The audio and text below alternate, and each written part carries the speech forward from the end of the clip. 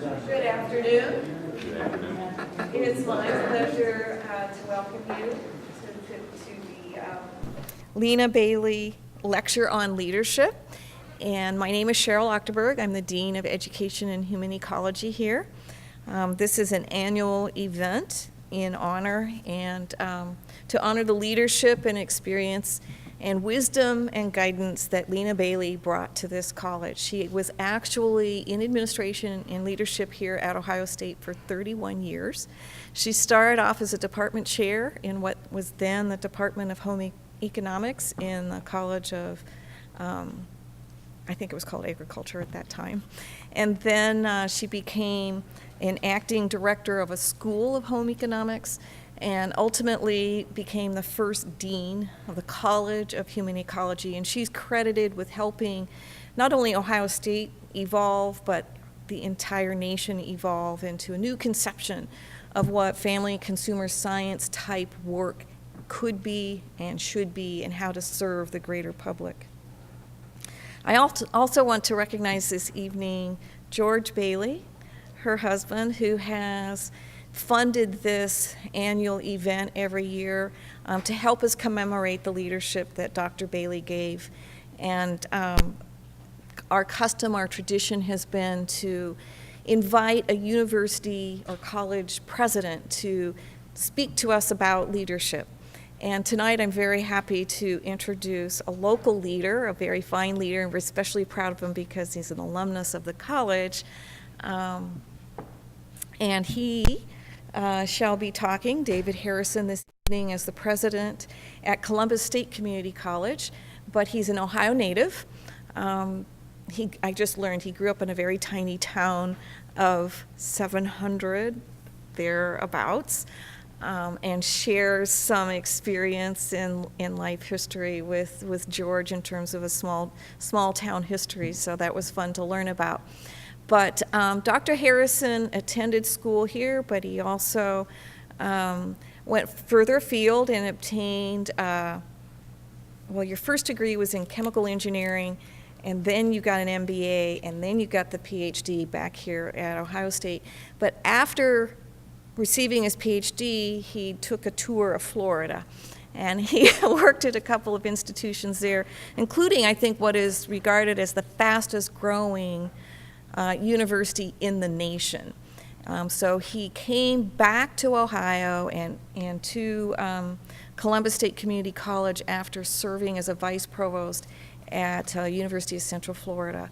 I think you've been here 2 years now. It's flown by rather quickly. Let's welcome Dr. Harrison for tonight's lecture on leadership as a team sport. Good afternoon, everybody. Thanks for being here, and thanks for having me. This is a real honor to be here to honor Dr. Bailey, and I did really enjoy getting to know George. We share some Kentucky roots, and had a good time catching up on Wildcat basketball. So I appreciate that, and it's appropriate even for my topic here. I figure Friday night before the Illinois game was a good time to talk about this being a team sport. I think it's especially appropriate in this day and age. I think it's more important now perhaps than it's ever been. And I want to talk a little bit about my own background in terms of the experiences I've had that have led me to believe this, first of all. Really spent some time talking about partnerships, because I think that is the key to success for regions moving forward. Talk a little bit about some things that are going on locally, and then some skills that I think are really critical for 21st century leaders in this partnership space. And then if you're still with me and have any questions, I'll be glad to address those. Cheryl talked a little bit about my background, but most of my leadership skills I learned from 11-year-olds on the Pop Warner football field. I've spent a lot of time as a player years ago, but coaching my boys and others, and that has provided as much of a laboratory for leadership as I could hope for. You learn some important skills like communication, like cultural competency, like teamwork, like trust, and really being able to meet athletes where they are. You learn a lot about the importance of the staff, how important the team mom is to ongoing communication. And you learn as much as anything that to be a good coach, you got to have good athletes. I've coached teams that didn't win a game, and I've coached teams that didn't lose a game. And I was the same coach. So when you see Urban Meyer and everybody else out trying to recruit athletes, coach is going to be as good as his athletes, and that's an important lesson to learn. I've also been part of an adventure racing team called Roadkill. This is a group in Florida that my son and I were involved in where you do a mountain run, a trail run, a mountain bike, and a canoe experience coupled with orienteering. So you had to try to find marks while you were in the midst of this. This particular race was at the headwaters of the Florida Everglades. It started at 3 a.m. under a full moon. So you learn something about collaborative leadership when you're in a canoe 3 o'clock in the morning with alligators all around you, with your teenage son, trying to find a mark that probably doesn't even exist. So that's really, I learned a lot at Ohio State, but the truth is this is where my leadership experience, I think, has come from. So I want to talk a little bit about the role of the leader in this 21st century environment, because leadership has never been more important, but in some ways it's never been more difficult. And the role of the leader in this complex space, I think, is important as you consider the dimensions and the dynamics that are faced every day. And my contention is that the leader is not the quarterback. The leader's the coach. And again, making sure that you're putting your team in place to be successful in a very complex environment. I've been intrigued by some of the political discussion about folks who got where they are without any help. And I don't claim to be one of those. So I want to talk a little bit about this idea of the myth of the self-made and give you a little bit more of my personal background, because I think that the team sport nature of leadership is not just for practicing leaders, but it's how leaders are developed as well, and that's certainly been the case with me. No one gets to this point alone. I've had some really fortunate opportunities professionally. I was talking to some of the students about it before. Came to higher ed a little bit later in my career. As Cheryl said, I had an engineer with an MBA and was working for, now it's Accenture. It was Anderson Consulting then, Arthur Anderson and Company, back when that was a good thing to be on your resume, for those of you who remember Enron.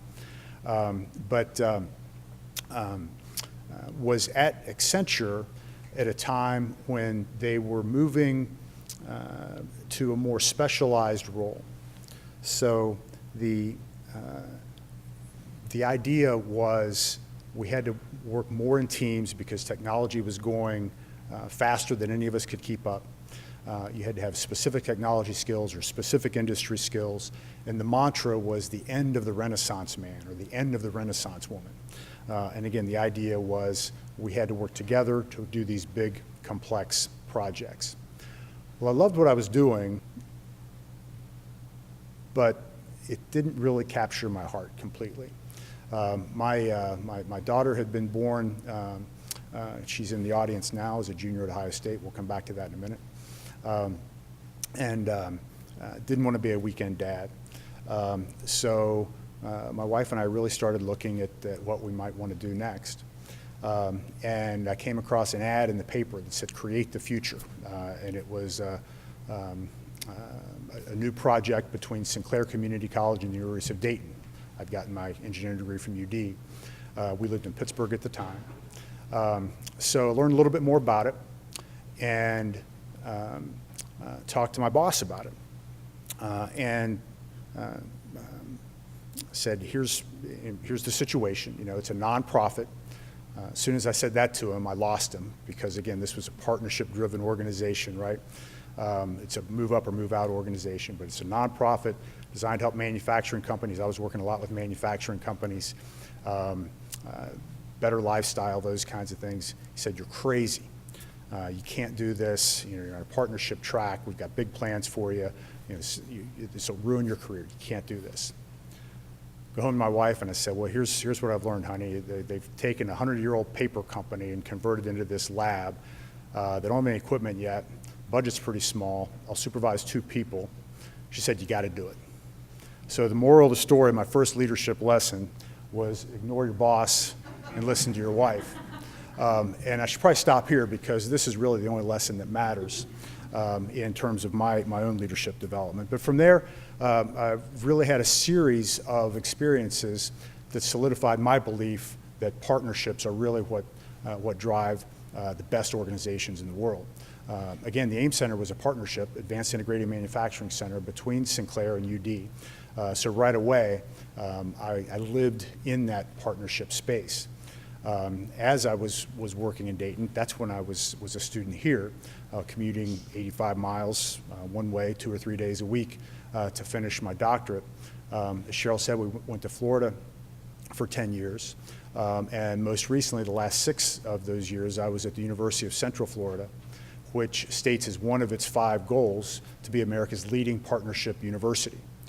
So there again, that was something that was really built in to the work that we were doing, and I think gave me a good background in really trying to understand and value the importance of partnerships in today's complex environment. So I want to talk a little bit about what leadership skills are required in that space and why these skills are so important now, because they lead to really strong partnerships, not superficial partnerships, but really strong, deep partnerships, which ultimately lead to solutions for complex problems.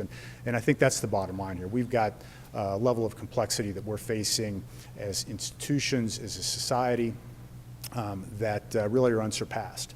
And the ability to really collaborate in strategic ways is something that I think is going to set leaders apart, but most importantly, organizations apart. So why partner? Again, at UCF, President John Hitt there used to say all the time, we don't partner because it's easier. We partner because it allows us to do bigger and better things. And it isn't easy. There's nothing easy about it. But it really does, I think, put you in a position as an institution to do some things that you couldn't do on your own. One of the reasons is that it allows you to move faster.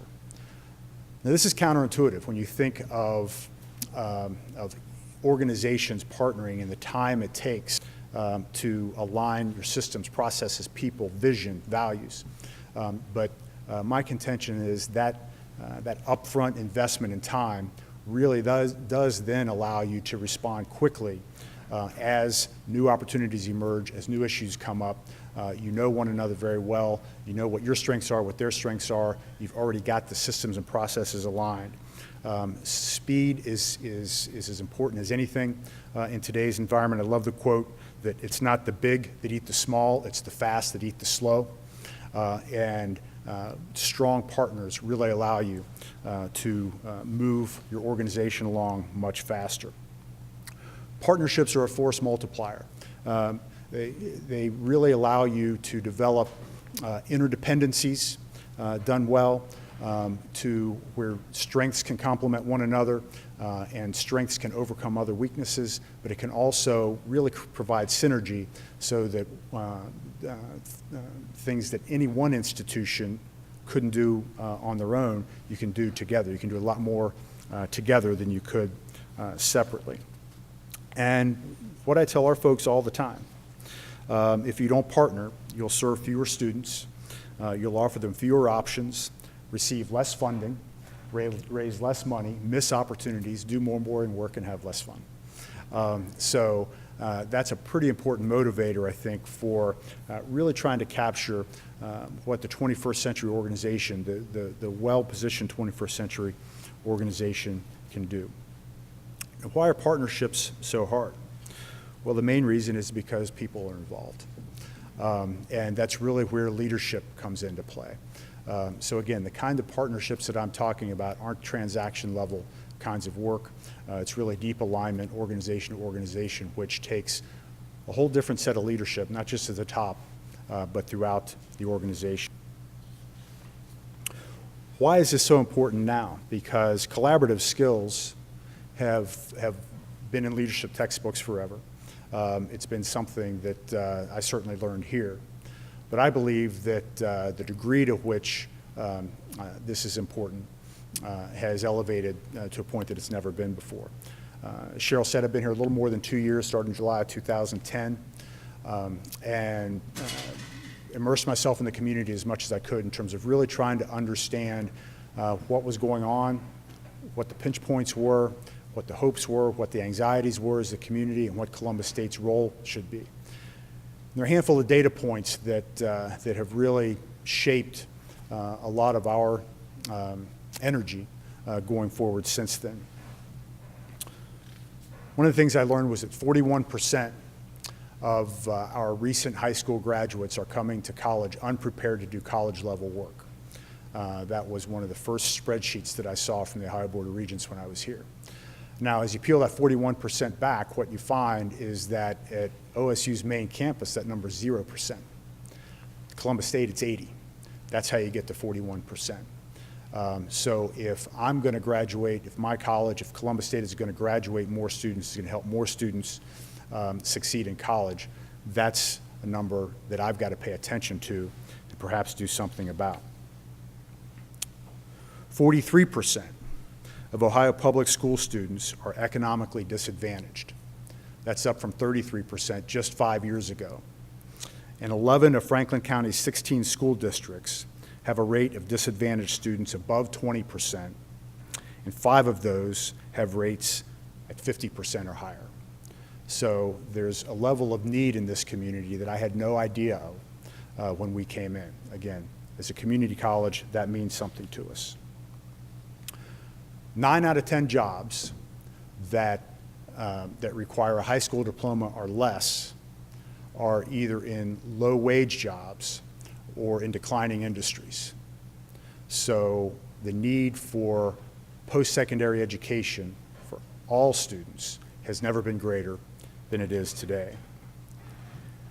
And 25% of college students in America are what we would consider traditional college students, meaning that they're full-time students living residentially at a 4-year program, a college or university, and having most of their expenses paid by their families, 25%.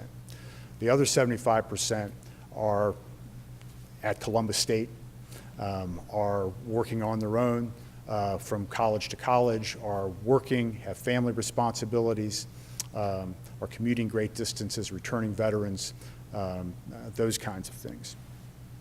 So those factors together converge to really help us understand at Columbus State that we might have a unique role in this space, but that we couldn't do it alone.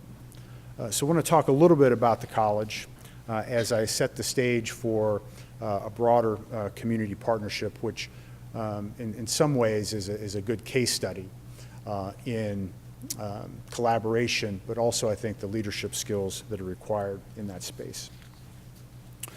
We're the front door to higher education for most Central Ohioans, even now. So for the class of 2010, a little over 900 students in the 4-county area that Columbus State serves, Franklin, Madison, Union, and Delaware counties. A little over 900 students came to OSU's main campus from that graduating class. Over 1,500 from that same space came to Columbus State. So already you see that more students are starting at Columbus State than in any, more regional students, more local students are starting at Columbus State than in any other location. That puts us in a unique position and I think provides some unique responsibilities for us. We're one of the largest and most comprehensive community colleges in America.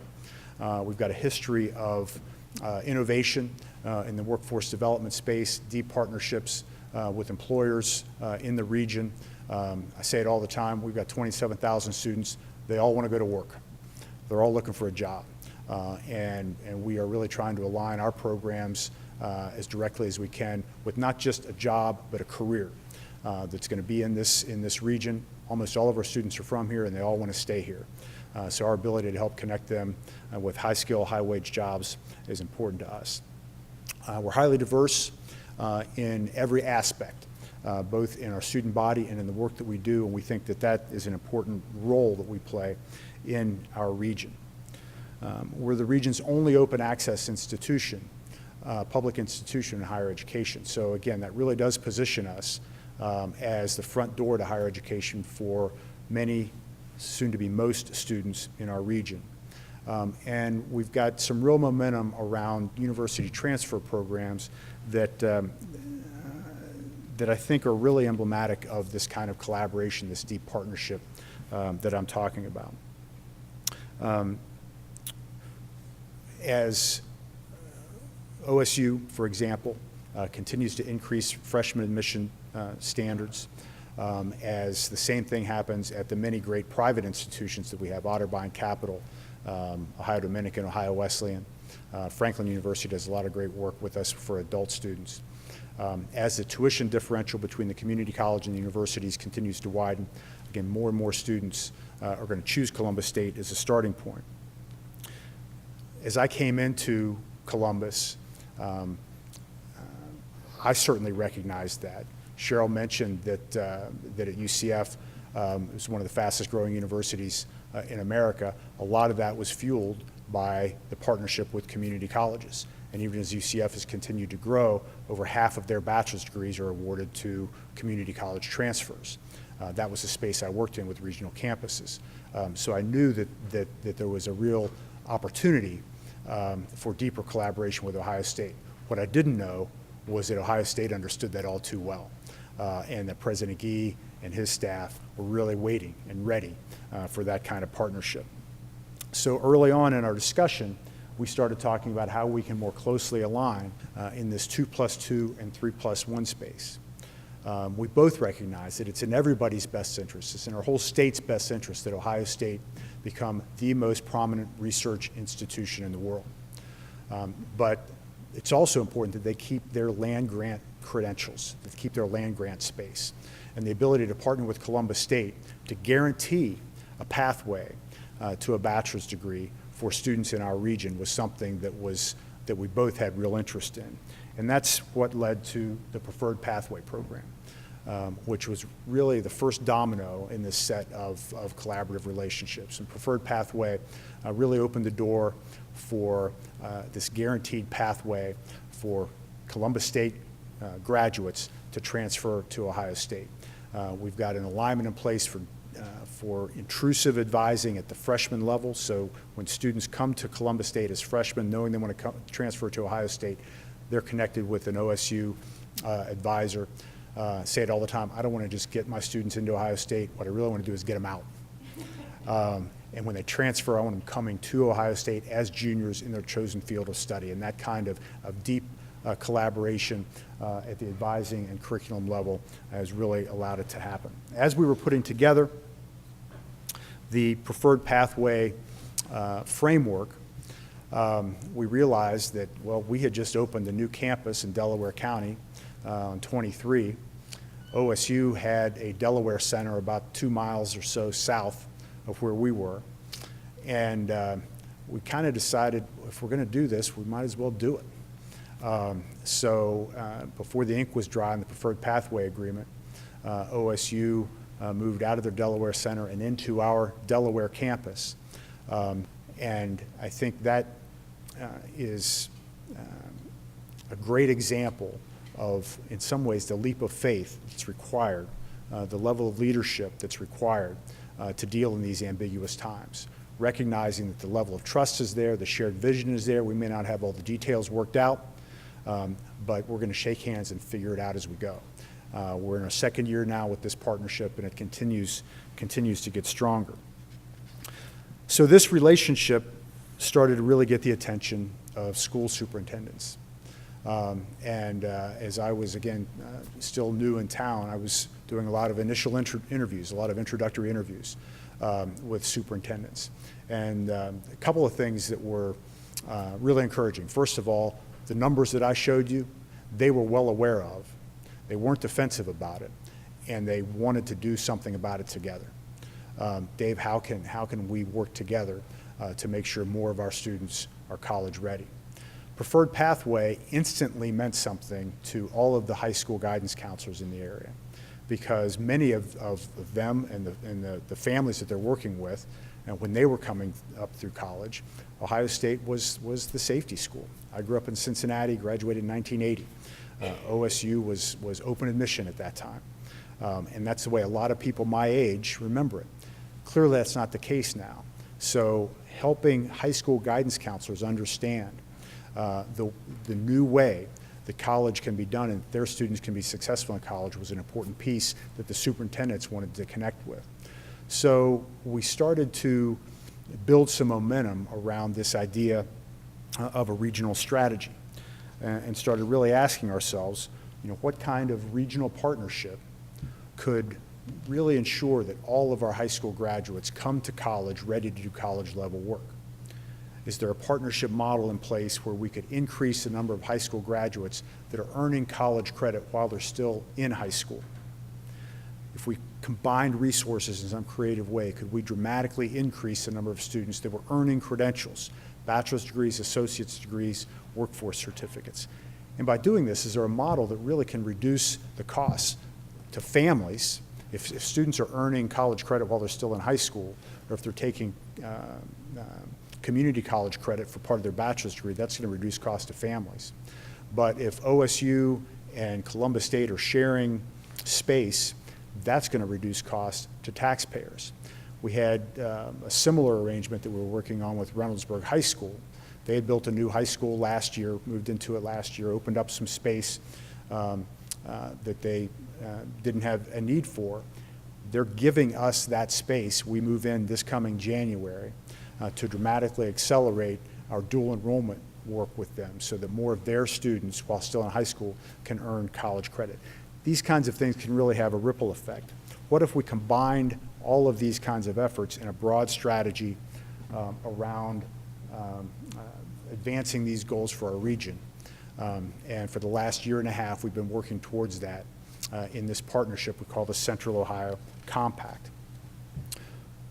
Central Ohio, as many of you know, Columbus area, is one of the largest college towns in America, especially as it relates to the number of students enrolled. That's really how it's measured. We've got an opportunity, I think, to take these assets and align them in a purposeful way so that more students are not just enrolling in college, but are earning degrees, doing it quicker, and being prepared for whatever's next in their lives, either graduate school or the workforce. And that's really what the Central Ohio Compact allows us to do. So we've got partners in 4 counties, actually 5 now with Licking County, who are committed to the Lumina Foundation's 60% goal. The Lumina Foundation has set a goal for America that 60% of our adults have a post-secondary credential by the year 2025. So as we got the partners together for the Central Ohio Compact, we adopted that goal as our framing strategy for our regional work. The Central Ohio area currently is at 44%. The state of Ohio is at 36%. There's a skills gap of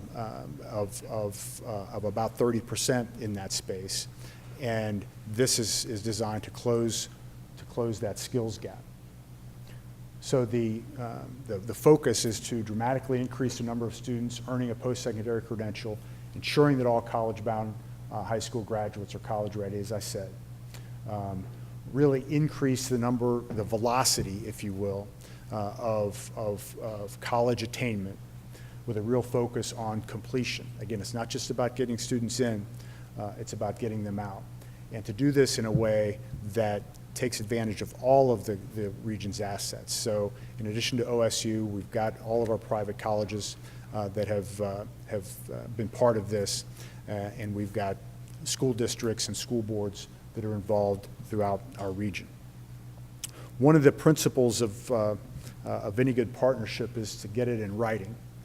And especially our K-12 partners felt it was important to have a joint resolution that really codified these principles of the Central Ohio Compact that they could take to their Board of Education for public approval.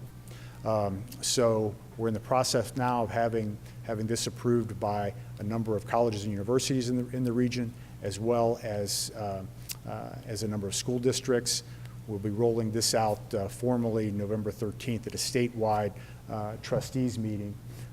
But the energy around this, I think, has provided the opportunity for leaders to collaborate, but then importantly, bring their institutions and their governing boards along in a way that could position Central Ohio as a leader in certainly college attainment, but ultimately in economic development and credentials attainment.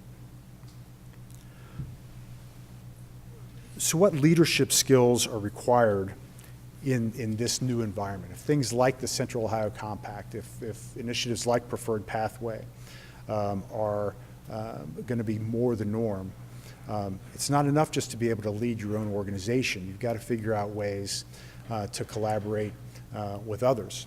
As I close, I've got a few areas that I think are important that I want to share with you. First is trust. This is something that's hard to develop, but it's easy to lose. One of the things as you start to get into this partnership work that you realize is partnerships aren't between institutions, they're between people. And the ability to have a group of folks who will return your calls is really the key to success in working in this space. But to really understand how this work is going to help your partner, have them understand how it's going to help you, but most importantly, have you understand together how you're going to be able to do work for the community, for the region, whatever the greater good is, that you couldn't do alone. And that there's a unique bond, a unique opportunity to collaborate in that space. So trust certainly at the organizational level, but at the personal level is really important. This is hard because, especially when you think of higher education, a lot of people think of us as competitors, including people in our own institutions. So the ability to really be visible, be open, and be intentional with regard to developing that level of trust is an important key to success. I mentioned my daughter was in the audience. I'm going to pick on her a little bit. Another important one, and maybe the most important one, I think, is cultural competency. When I was in school, technology skills were really the coin of the realm. That's what was embedded in me. You know, if you're going to be successful, you've got to be well-versed in technology. You've got to be comfortable in that space. You've got to be a technological leader. I really think that that's been replaced by this idea of cultural competency. Now, one of the things you've already learned is that my clip art comes from my family photos. Last spring, we were hiking in Hocking Hills. Julie was there with some of her friends, all OSU students. They were trying to connect with one who was coming later. I warned her that there was no cell phone service up there. So they were trying to connect as we were driving up. It never happened. And at the trailhead, lo and behold, there was a payphone. So my daughter and her friends stared at it for a while, looked up at me and said, "I've never used one of these."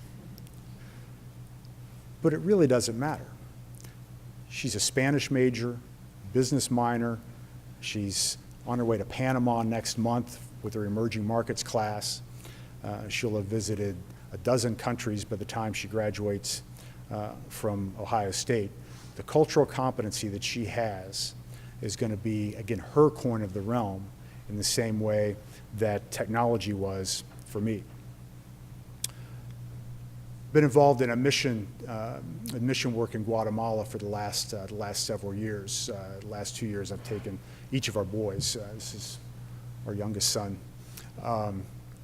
and that is as good an example of any of the kind of 21st century leadership that I try to emulate.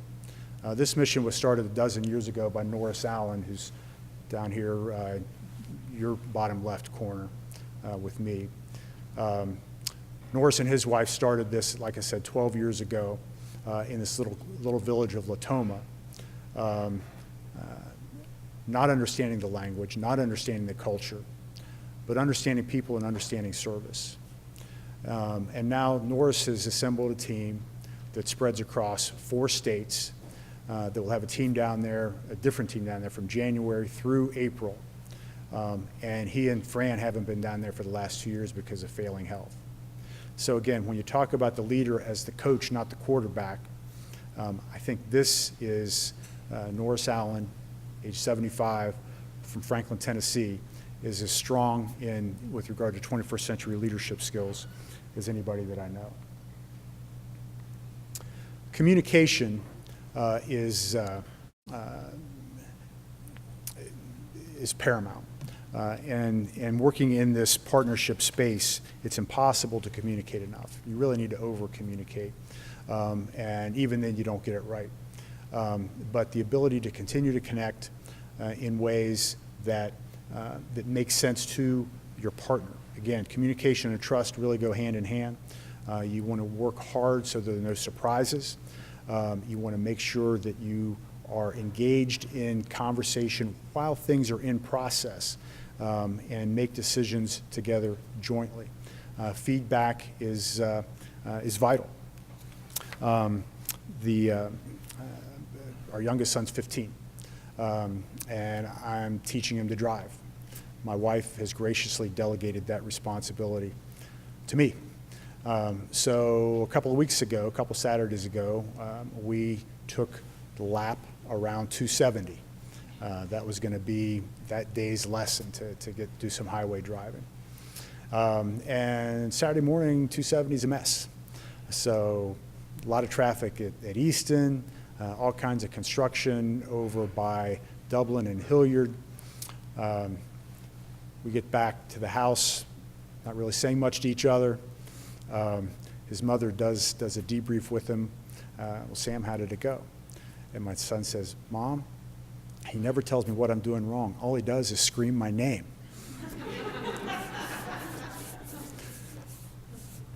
And he was right. So it occurred to me that probably wasn't very good communication, that me just saying Sam wasn't telling him what he needed to do. So based on that feedback, I've started to say, slight left, hit your brakes softly, good job, doing a lot of that. But that kind of communication, that kind of feedback is important.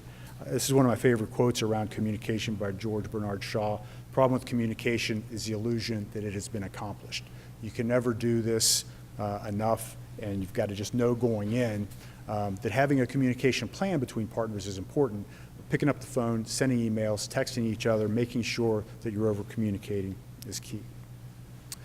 Teamwork, perhaps it goes without saying, is vital, but the space here that I want to talk a little bit about is the effect partnerships have within your organization. It's one thing for President Gee and I to shake hands and do a deal, or for me to work with the superintendent to do a deal, but it's really our faculty and staff that are going to have to do the work. Making sure that the value is understood of the partnership, really making sure that the people that are involved understand their role and understand the connection, and importantly, making sure that they have an avenue to express their concerns, because there are details of these kinds of arrangements that really are the moment of truth in terms of whether things are going to work or not.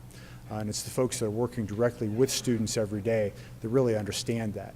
So creating that kind of culture as a leader, so that if you're heading down a path that really may not be in our best interest, you're allowing folks to be involved in that and to provide that kind of feedback, and importantly, getting them involved in the relationship with their peers at the partner institution. That's where I think the sweet spot is as it relates to these kinds of partnerships. And then, importantly, you need to take the long view. Persistence and patience in these kinds of large-scale projects is an important and maybe the most challenging leadership skill. The path is rocky. The path is uncharted in many cases. You usually kind of know where you want to head, but you really don't know how to get there. So the ability to really see it through, sustain it, be okay with mistakes, have some tolerance for ambiguity, have faith in your partner even if you don't have the depth of the plan in place like we're doing with OSU in a couple of areas, and the kind of ripple effect, the kind of magnitude that I think we can really have with regard to impact and partnerships is unsurpassed. I really believe we have an ecosystem in Columbus of collaboration that's unmatched anywhere in the country. And the opportunity to continue to develop these kinds of skills, develop these kinds of partnerships is, I think, going to move our region forward in the 21st century. I really appreciate being with you today. I'd be happy to take any questions that you have. Regarding cultural competency, I've been retired for 10 years from this college, and even many years before then, there was a suggestion that all students take a foreign language, but the foreign language department couldn't handle that. I think to this day, a foreign language isn't required. Comment on the need for that, as well as other alternatives to achieving or helping students work toward cultural competency. Well, I mean, foreign language is a great step, but there are other ways to do it. I've given a couple of high school commencement speeches, and one of the things I tell all students to do is get a passport. I mean, just have it. Even if you don't have plans to go abroad, have it so that if the opportunity presents itself, you're ready. And then make the opportunity present itself. Immerse yourself in some way in some international activity. I was having lunch with a colleague this week. His daughter is a recent college graduate, was interviewing for a job with a national retailer. The question she was asked was, in an interview, 22-year-old, why do Central American families avoid using car seats for their children? I'm not going to go into the answer or the result. She got the job, so she got the right answer, I guess. But that's the kind of question that's being asked in entry-level job interviews. So understanding cultural differences, you don't have to travel abroad to do it. I think we all know that. It's one of the reasons I was talking to the students before. One of our strategic priorities at the college is in civic engagement, social responsibility space. Almost all of our students are from here in Albany State. So we're really trying to make sure that the experience they have at Columbus State connects them to Columbus in a meaningful way, so that they understand the city, the community that they live in, and what their role might be. So we're trying to build that in through service learning and other kinds of opportunities. So I think it's got to be intentional. I don't think there's a silver bullet solution, but as we work with students young and old, helping them understand that this is a value, including a market value, is something that I think is an opportunity. Yes, ma'am. What kind of goals do you have for the Preferred Pathway program? Well, I mean, plain and simple, we want to create an opportunity for anybody, any student in our region with the ability and desire to earn a high state bachelor's degree, gives them the opportunity to do so. Important principle of preferred pathway is eliminating uncertainty. So families and students have have an opportunity now. There's any number of reasons that 17-year-olds are going to get a 28 on their ACT. Admission standards are up and 529s are down. All of these are exclusive kinds of points as it relates to college admissions. Preferred pathway is completely inclusive. So again, those with the ability and desire, it guarantees opportunity. It doesn't guarantee you're going to make it. It guarantees them the opportunity, which again, eliminating uncertainty and really giving them that confidence that those variables have been managed, I think is very important. Yes, sir. David, how do you go about getting your board on board? Right here's the question, how do you go about getting the board on board? I thought it was interesting that, again, especially our K-12 partners wanted to go to their voters. They wanted something that was a public commitment to the Central Ohio Compact. It's really communication and education and helping, for those of you who don't know, Columbus State Power Board, we have a 9-member board, all of them are appointed by the governor. They're all volunteers. They all have day jobs. So they're not community college experts. They're experts in their own field. So a big part of my job is to help them understand the environment, help them understand the conditions within which they're making decisions. And each step of the way, we keep them actively informed and make sure they're part of the process. And ultimately,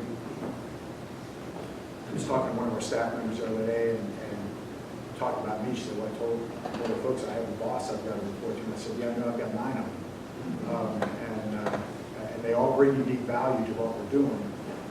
But it is important that we keep them in line. I mean, preferred pathway, we get our own joint resolution between Columbus State and Ohio State, so that our boards collectively were part of that. One of the reasons I think that board engagement is really important is, the fact is presidents come and go, leaders come and go, and as it relates to preferred pathway, what we're trying to do is create an expectation in our community that this is how college is done, that this is really the way going forward that many students are going to earn a bachelor's degree. I think we're having the trustees involved in that space.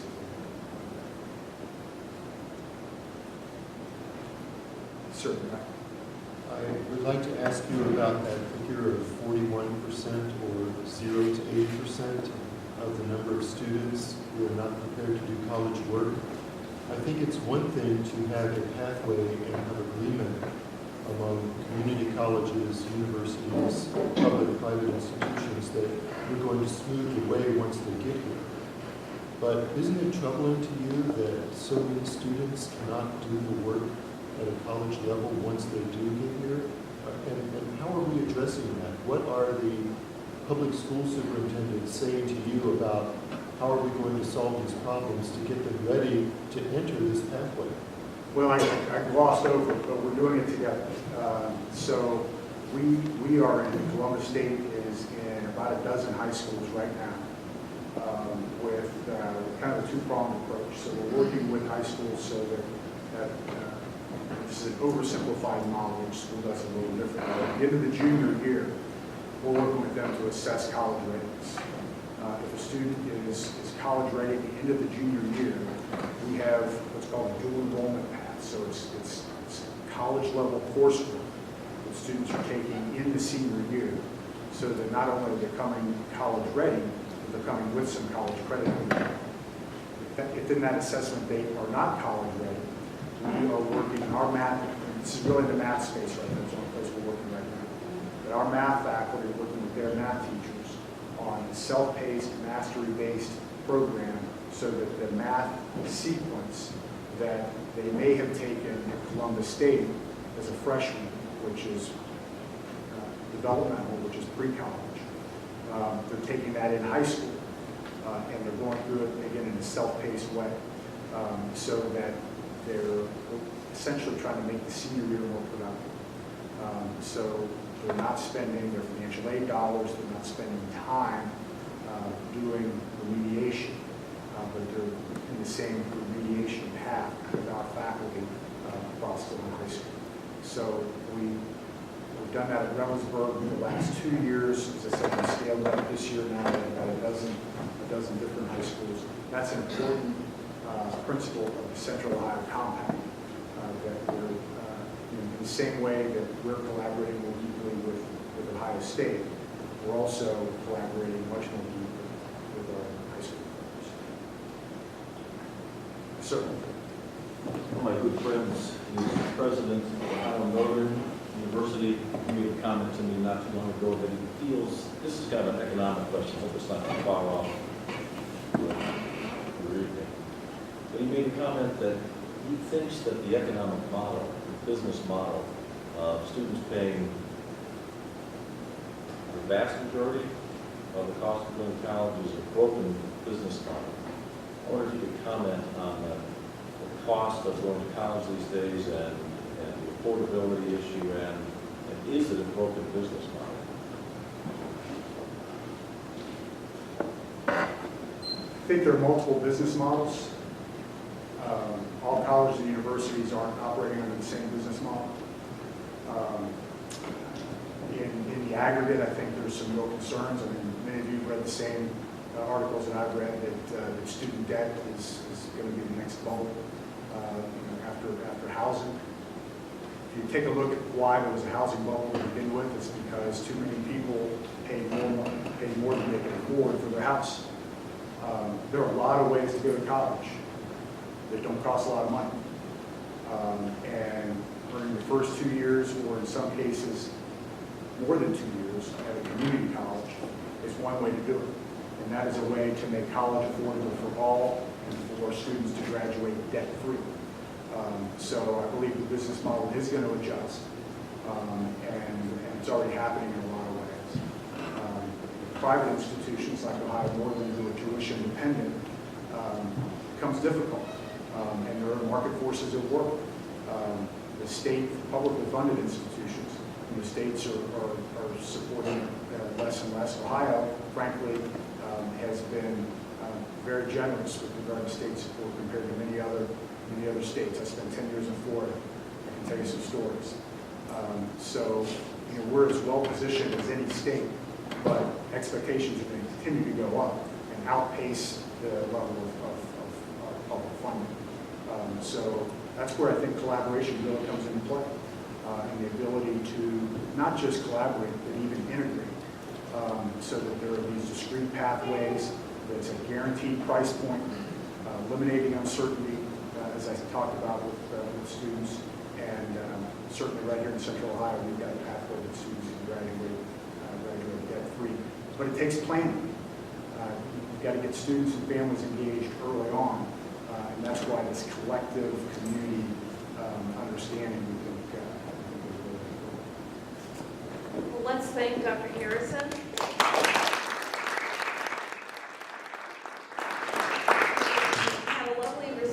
Just outside the door. I invite you all to attend, and then if you'd like to pursue further